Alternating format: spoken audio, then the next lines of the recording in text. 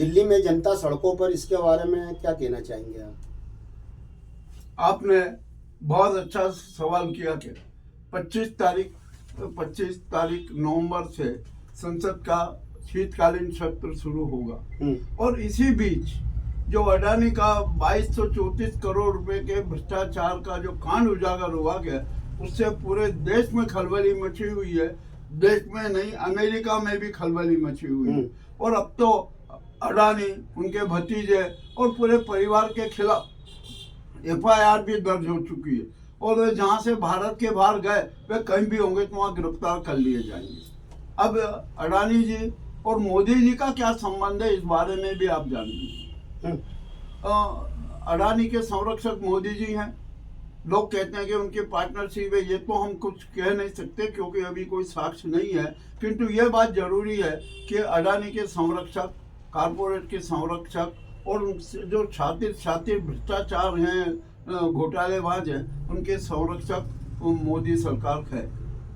अब इस बात को लेकर अब तो जरूरी ये होता है कि जब इतना मामला हो गया है तो अडानी को तत्काल गिरफ्तार करना चाहिए था, परंतु नाजी सरकार ने कोई कदम नहीं उठाया। कदम उठाने की बजाय उसको बचाने की पहल कर रही। इससे जनता और आक्रोशित हुई। दिल्ली में जनता सड़कों पर उतर आई है। बैरिकेड तो हटा दिए गए, तोड़ दिए गए और ज्यादा से ज्यादा हंगामे होंगे। तो जो संसद का सत्र होगा उसमें नाजी सरकार की कितनी फजीहत होना है। अब तो इस कांड में उसके जो सहयोगी, जो उसकी बैसाखी बने हुए हैं, TDP, JDU, पासवान और अन्य, वो भी सरकार का साथ नहीं देंगे। अब तो जरूरी हो गया है कि अडानी को तुरंत गिरफ्तार किया जाए। यदि ये नहीं करते हैं तो ये नाजी सरकार के लिए पूरा कफन सिद्ध होगा। अब यहाँ पर आइए हम बात करते हैं कि जब जनता के बीच पत्रकार पहुंचे तो जनता ने उनसे सवाल किया कि आप अडानी के मामले में क्यों नहीं बोलते हैं, आप उनके बारे में बोलिए, उसकी गिरफ्तारी की मांग कीजिए।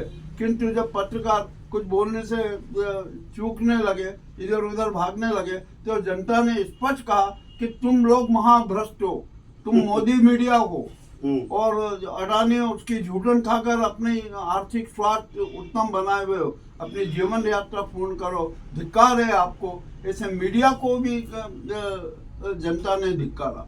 यह स्थिति बहुत खराब हो गई है और यदि अडानी को आज गिरफ्तार नहीं किया तो पूरे देश में यह आंदोलन चलेगा कि अडानी को गिरफ्तार करो, कारपोरेट्स के जितने भी हैं जिन्होंने धोखाधड़ी की है उनको गिरफ्तार करो, ABG शिपयार्ड के जो डायरेक्टर्स हैं उनको गिरफ्तार करो। यदि गिरफ्तार नहीं किया और रिकवरी नहीं की तो जनता सड़कों पे आएगी और अब तो संसद से सड़क तक और ग्राम पंचायत तक ये हंगामे मचेंगे। ये कोई राजनीति नहीं है।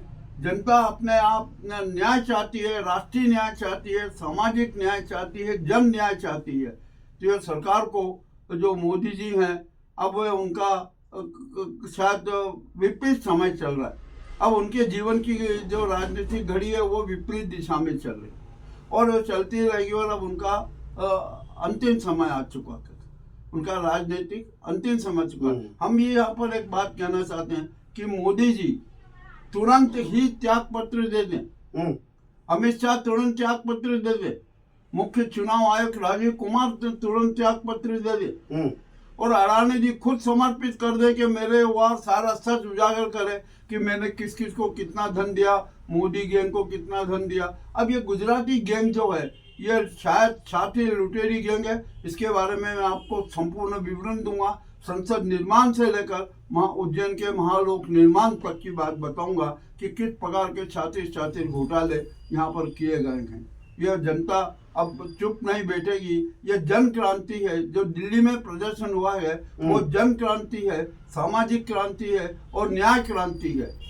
अब इसको कोई नहीं रोक सकता, चाहे मोदी सरकार जितना जोर लगा ले, कुछ भी हो जाए। और मैं एक बात और कहना चाहता हूँ कि राष्ट्रपति जो नाजी गैंग की प्रेमी है, नाजी गैंग के एहसानों के तले दबी हुई है, वे भी अपना धर्षापन समाप्त करें, आंखें खोले और सरकार को नोटिस दें।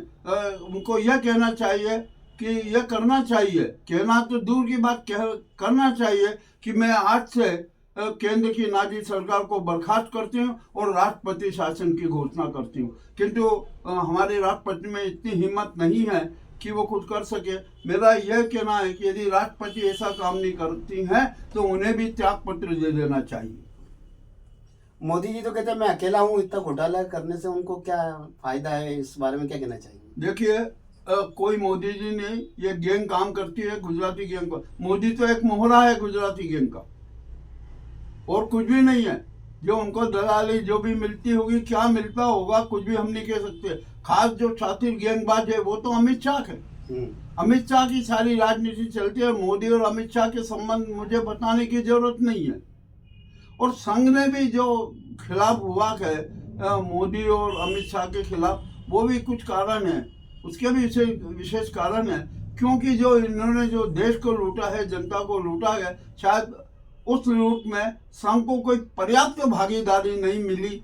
इस कारण भी संघ उनसे नाराज है। संघ तो आप जानते हैं धन और जमीन का भूखा है, उसको धन, जमीन और सत्ता में भागीदारी चाहिए। मेरा आपसे आखिरी सवाल है, क्या 1947 में देश आजाद करने के लिए क्रांति आई थी, क्या ऐसी अब क्या ऐसे इसको भी क्या मोदी और शाह को और इसको हटाने के लिए क्रांति आई, संभावना है क्या? इसके बारे में क्या कहना चाहेंगे आप, जो जनता सड़क पे उतर रही है? ये भ्रष्टों को हटाने में कोई देरी नहीं लगती है। तो उसके लिए तो जनता की जो आग है ना, उसकी भावनात्मक आग ही पर्याप्त है। अभी तक तो कुछ भी नहीं हुआ है, जनता इतनी चिल्ला। अब आप देखिए धीरे धीरे होता है। अभी महाराष्ट्र और झारखंड के चुनाव परिणाम आ जाने दीजिए, उसके बाद में पता चलेगा कि जन क्रांति कैसी होती है और नाजी गैंग की कितनी फजियत होती है। आपका नाम? कैसे यादव। ग्राउंड रिपोर्ट मुकेश लश्करी, थीम न्यूज चैनल, उज्जैन।